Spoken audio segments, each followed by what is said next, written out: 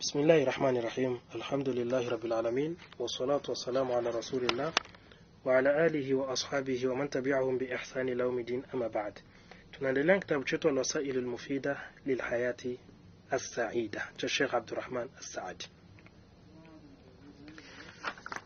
Baada ya Sheikh kutuonesha tiba kubwa miongoni mwa tiba za magonjwa ya moyo au magonjwa ya kimwili, akakuja kuzungumzia jambo lingine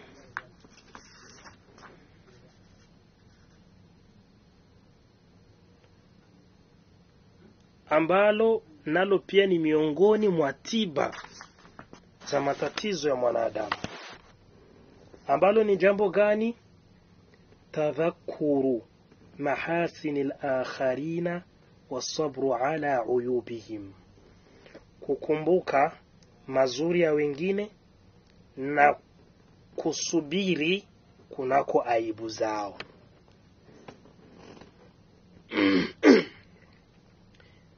Bimaana huyu mlango ambao Sheikh analeta nao pia ni mlango ambao unamsaidia mwanadamu kuepukana na matatizo, kuepukana na maradhi mazito mazito, kukumbuka mazuri ya wengine na kufanya subra katika aibu zao. Sheikh akaanza na hadithi ya Mtume alayhi salatu wasalam, akasema hadithi sahih kaipokea Muslim. Hadithi inasema la yafrak mu'minun mu'minatan in kariha minha khuluqa radiya minha akhara, kwamba la yafrak ay la yubghidu faraka ila laysa faraka, farika yafraku, farika yafraku, farika bimaana abghada, farika bimaana abghada. Kwa hiyo ukisema la yafrak mu'minun mu'minatan ay la yubghidu mu'minun mu'minatan, muaminifu mwanamume hamchukii muaminifu mwanamke. Na kwenye hadithi hii malengo yake ya kwanza ni mke na mume. Malengo yake ya kwanza ni mke na mume. Bimaana mume asimchukii mke wake kwa kosa ambalo atakalokuwa amelifanya. Ndio maana Mtume akasema inkariha minha khuluqa, ikiwa kwamba kuna tabia atakayochukia kwa mke wake, radiya minha akhara, basi aridhie nyingine tabia nzuri kutoka kwa mke wake. Rawahu Muslim. Kwa nini hii hadithi imekuja hapa? Tutakuja kuiona baadaye. Bimaana wakati mtu anakukosea, lile kosa ukaliweka ni sababu ya wewe kujiletea magonjwa ndani ya moyo wako, ni sababu ya wewe kuchukiana na mwenzako, kugombana. Kumbe maadamu amefanya kitu cha kukuchukiza, kumbuka mazuri aliyokufanyia ili uweze kusahau hiki kibaya alichokufanyia. Shekhe akawa mizungumzia kwamba faidatani adhimatani, kuna faida mbili kubwa katika hii hadithi. Faida ya kwanza, al-irshadu ila muamalati az-zawjati wal-qaribi was-sahibi wal-muamili wa kulli man bainaka wa bainahu alaqatun wa ittisal. Sheikh hapa ameona kwamba hii hadithi inaweza kutumika hata kwa watu baki, sio mpaka kwa mke na mume tu. Faida ya kwanza bimaana al-irshadu ila muamalati az-zawja, mwelekezo, muongozo katika muamala ya mke, gisi ya kuamiliana na mke, gisi ya kuishi na mke kwa wale wamekwisha oa, wal qaribi, na ndugu wako wa karibu, wasahibi, hata na rafiki, wal muamili, na yule ambaye mtakuwa labda mnashirikiana naye, mnatumika naye pamoja hivyo, wa kulli man bainaka wa bainahu alaqatun wa ittisal, na kila yote ambaye baina yako wewe na baina yake yeye pako uhusiano wowote, pako uhusiano wowote. Sheikh akaendelea kusema وأنه ينبغي أن توطن نفسك على أنه لا بد أن يكون فيه عيب أو نقص أو أمر تكرهه. lazima inafaa wewe mwanadamu antuwatina nafsaka, nafsi yako uibebeshe, uizoeleshe, uipeleke ijifunze kwamba ni lazima patakuwepo tu kwa watu wengine wenye ataamiliana nao aibun, pako mwenye atakuwa na aibu yoyote, au naqsun, pako mwenye atakuwa na mapungufu yake fulani, au amrun, au atakuwa na jambo lolote takrahu, ambalo unalolichukia. Wewe mwanadamu ukiweka kwenye akili yako tu kwamba huyu rafiki yangu ninaishi naye, lakini ninajua tu kwamba vile ana aibu zake, ninajua tu kwamba vile huyu rafiki yangu yuko na mapungufu yake, ninaishi naye, ninajua tu kwamba huyu rafiki yangu ipo siku atafanya tu jambo la kunichukiza, ifunze nafsi yako ielewe hicho kitu. Fa idha wajadta dhalika, ukipata hilo jambo, nafsi yako umeshailea kwenye hiyo hali, فقارن بين هذا وبين ما يجب عليك أو ينبغي لك من قوة الاتصال والإبقاء على المحبة. basi sasa nafsi yako umeshaifunza kumbe cha kufanya ni kitu gani. Pimanisha sasa baina ya haya ambayo umekushaifunza nafsi yako na kile ambacho ni wajibu kwako wewe au kinakufaa wewe kukifanya, kunako nguvu ya maungano au nguvu ya mawasiliano na kubaki mapenzi. Maana yake nini? Hivi tazama, umeshaiambia nafsi yako kwamba huyu mwanadamu na huyu rafiki yangu yuko na haya, yuko na haya, yuko na haya. Kumbe kwa usalama wangu acha nitazame yale mambo ambayo ni wajibu mimi kutendeana naye, ndio tuyatekeleze. Kisha mengine yawe kwamba vile tunayafumbia macho na kuyapuuza, kutaka tusifiki kwenye magomvi. Bitadhakuri ma fihi min almahasin, hayo yote utajiteza nguvu. Kwa nini? Kwa kukumbuka mazuri ambayo ndugu yako anakufanyia. Huyu ana mapungufu lakini ana mazuri yake. Huyu ana aibu zenye iko nazo lakini pia ana mazuri yake. Huyu ana makosa ananikosea lakini pia kuna wema wake ambao ananitendea. Kumbuka hicho kitu. Wal maqasid al khassati wal amma, alafu ukumbuke na malengo khasa na malengo ya ujumla. Huyu mtu tumishwana, niache kusemeshana naye, kuna faida gani mimi ninapata, kuna faida gani yeye anapata? Ili jambo inabidi watu walizingatie vyema. Hata kadhalika ahlul bid'ah wal ahwa, wakati wa kuwatenga inabidi kutazama al-maqasid al-khassa wal 'amma. Kumtenga huyu mtu itakuwa ni sababu ya yeye kuongoka au kumtenga ni sababu ya yeye kupotea moja kwa moja. Hayo yote inabidi ufanye muqarana. Wa bihadha al-ighdha'i 'ani al-masawi'i wa mulahadhati al-mahasini tadumu as-suhbatu wal-ittisalu wa tatimmu ar-raha wa tahsulu dhalika.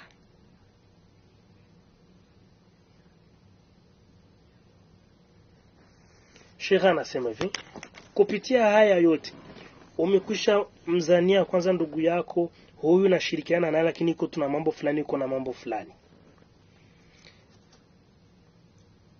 na iko na mazuri yake ambayo amekushanifanyia. Hayo tu kiakumbuka. Wabi hadha, kupitia haya yote haya al-ighdai yani al-masawi, kufumbia macho, al-ighdai kufumbia macho makosa, wa mulahadhati al-mahasini na kuyazingatia yale mazuri, tadumu suhuba, basi urafiki ushirikiano utadumu, walittisal na mawasiliano pia yataendelea, watatimu raha na nafsi itaendelea kupata furaha, amani, watahsulu laka, na bila shaka utayapata hayo yote ambayo ni mazuri na utaepukana mbali na yale magonjwa mazito mazito.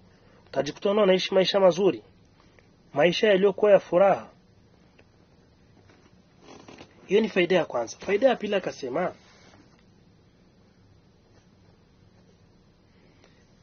zawalul hammi wal qalaq, kwamba kwenye hii hadithi ukifungia macho makosa ya mtu ukafungua macho kwenye mazuri ya mtu, elewa ya kwamba utaondokewa na wasiwasi wa moyo, utaondokewa na huzuni, utaondokewa na stress.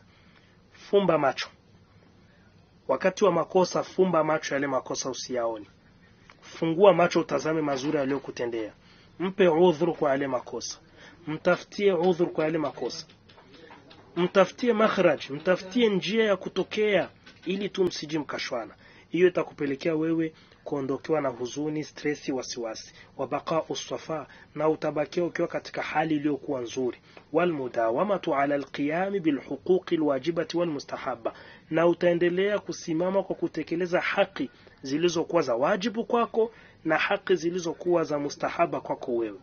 Wa husulu rahati baina tarafaini, na patapatikana furaha baina ya sehemu zote mbili, kwako wewe na kwa yule rafiki yako. Furaha unaipata njia gani? Kufumba macho wakati wa makosa, kufumbua macho kwa kutizama mazuri aliyokutendea ili mshirikiane. Waman lam yastarshid bihadha alladhi dhakarahu nabii sallallahu alayhi wasallam, ambaye hakupata kuongoka kupitia haya tuliyoelekezwa na mtume alayhi salatu wasallam, bal akasa alqadhiya, bali mtu sasa akageuza qadhiya. Wakati mwenzako anakukosea, unayafungua macho vizuri kabisa, alafu yale mazuri yote unayafumbia macho kana kwamba hajawahi kukufanyia kizuri hata kimoja. Falahadha almasawia, mtu akayazingatia makosa kwa kina. Wa amia anil mahasini, na akawa kipofu kwa yale mazuri. Fala budda yaklaka, lazima mtu atakuwa na wasiwasi, mtu atakuwa na hasira za hapa na hapa, stress kwenda mbele. Wala budda yatakaddara ma bainahu wa baina man yattasilu bihi min almahabba, na bila shaka lazima vitavunja viliopo baina yake yeye na baina ya yule ndugu yake. Yale mapenzi yenye yapo yatavunjika tu. Wa yataqatta'a kathirun min alhuquq allati ala kulli minhuma almuhafadhatu alayha, na bila shaka haki ambazo zipo baina yao nyingi zitakatika, mawasiliano mengi yatavunjika, haki zilizokuwa zinalindwa na wao zote zitavunjika, kama vile huququl imani, ukhuwatul imaniya au rabitatul imaniya.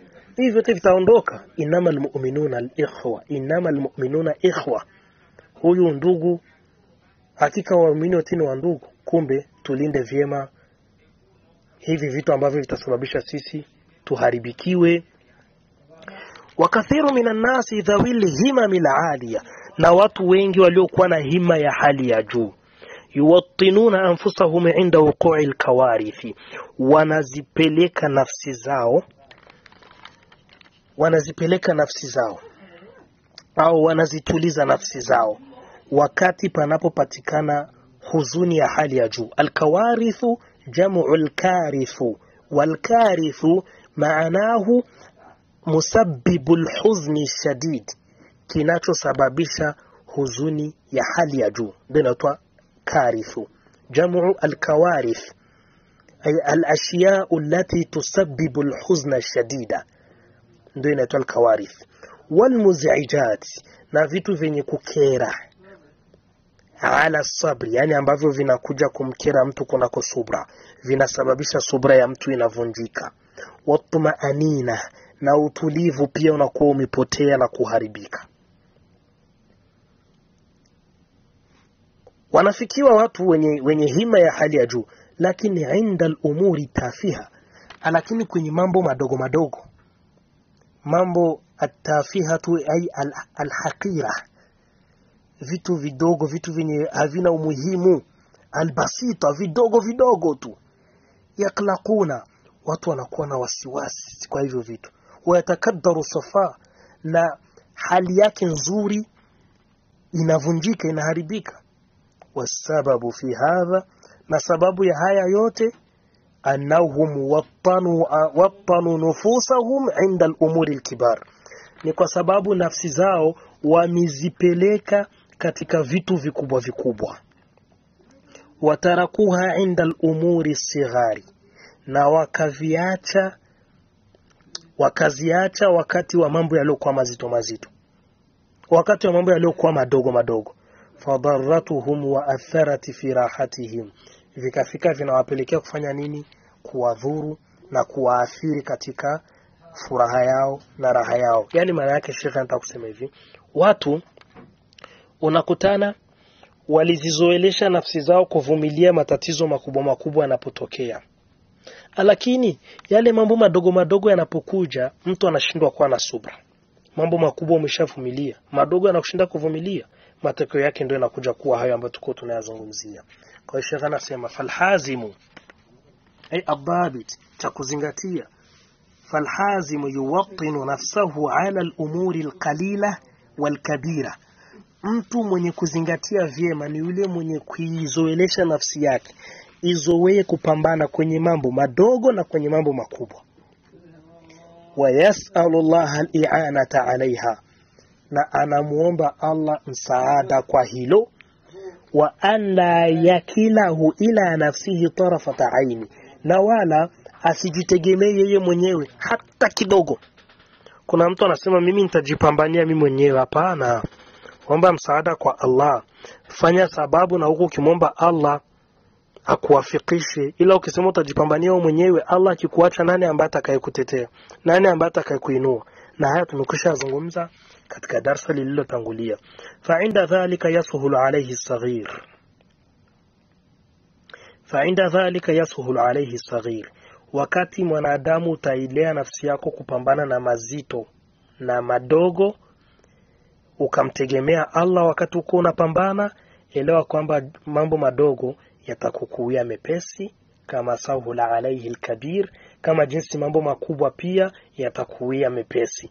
Wayabqa mutma'inna an-nafsi sakina al-qalbi mustariha, mtu utaishi ukiwa mwenye moyo wa utulivu, ukiwa mwenye moyo wa amani, roho iliyotulia sehemu moja, imestareheka kabisa, haina wasiwasi wa aina yoyote. Hayo yote ni kufanya nini? Kufumbia macho mabaya na kufumbua macho kunako mambo mazuri ambayo mtu amekwishaga kutendea.